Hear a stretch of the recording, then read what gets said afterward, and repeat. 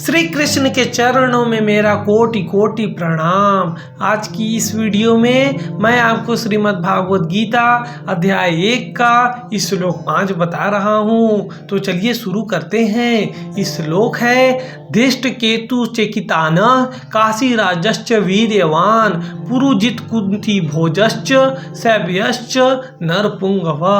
आपको बता दूं कि संजय धृतराष्ट्र को युद्ध की स्थिति से अवगत करा रहे हैं। इस श्लोक के अनुसार अर्जुन अपने साथ खड़े वीरों मतलब अपनी सेना के प्रमुख योद्धाओं का वर्णन कर रहे हैं। आपको यह भी जानना जरूरी है कि श्रीमद् भागवत गीता के पहले अध्याय को अर्जुन विषाद योग भी कहते हैं। जब अर्जुन ने कुरुक्षेत्र के युद्ध स्थल में अपनी सेना और कौरवों की सेना को देखा तो अर्जुन अपने रथ में खड़े होकर अपने सूरवीर पराक्रमी और बलशाली योद्धाओं के बारे में बता रहे हैं कि जितनी बलशाली कौरवों की सेना है उतनी ही बलशाली हमारी सेना भी है, जो युद्ध स्थल में कौरवों से टक्कर लेने के लिए पूरी तरह से तैयार है। इस तरह अर्जुन अपने योद्धाओं का आत्मविश्वास बढ़ाते हुए अपने महावीर योद्धाओं के बारे में बता रहे हैं। मैं आपको 6 उन योद्धाओं के बारे में बता रहा हूं जो इस श्लोक में दिया गया है। इस श्लोक के अनुसार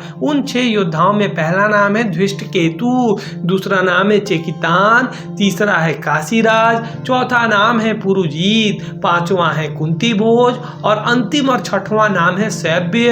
अब मैं आपको इन योद्धाओं के बारे में संक्षेप रूप में बताता हूं। तो पहला नाम है धृष्ट केतु। आपको बता दूं कि धृष्ट केतु बलशाली योद्धा में से एक है। वे चेदी देश के राजा थे और शिशुपाल जी के पुत्र थे। इसके साथ श्री कृष्ण के बहुत बड़े भक्त थे। वे कुरुक्षेत्र के रणभूमि में वीर गति को प्राप्त हुए।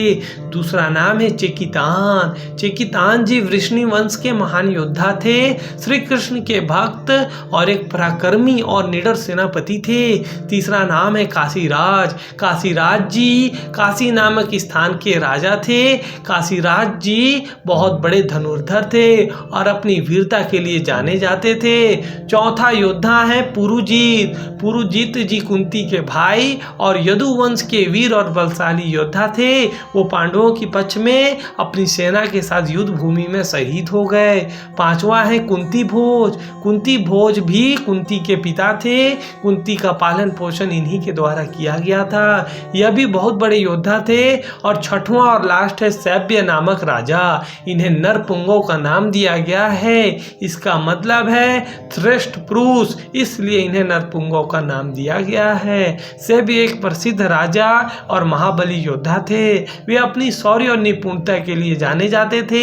इतना पढ़ने और समझने के बाद यह पता चलता है कि यह युद्ध केवल कौरवों और पांडवों का नहीं था, बल्कि सत्य, धर्म और न्याय की जीत के लिए एक आपसी संघर्ष और अंतर कलह था, जिसमें भारत के सभी देश के राजाओं ने इस युद्ध में भाग लिया। अब आप मुझे कमेंट करके ये बताइए कि अर्जुन कौन था। यह पूछकर मैं आपका टेस्ट ले रहा हूं कि आप गीता को समझ और ग्रहण कर पा रहे हैं कि नहीं। बुरा बिल्कुल भी मत मानिएगा। आपका बहुत बहुत धन्यवाद। हरे कृष्णा कृष्ण कृष्ण हरे हरे, हरे राम राम राम हरे हरे।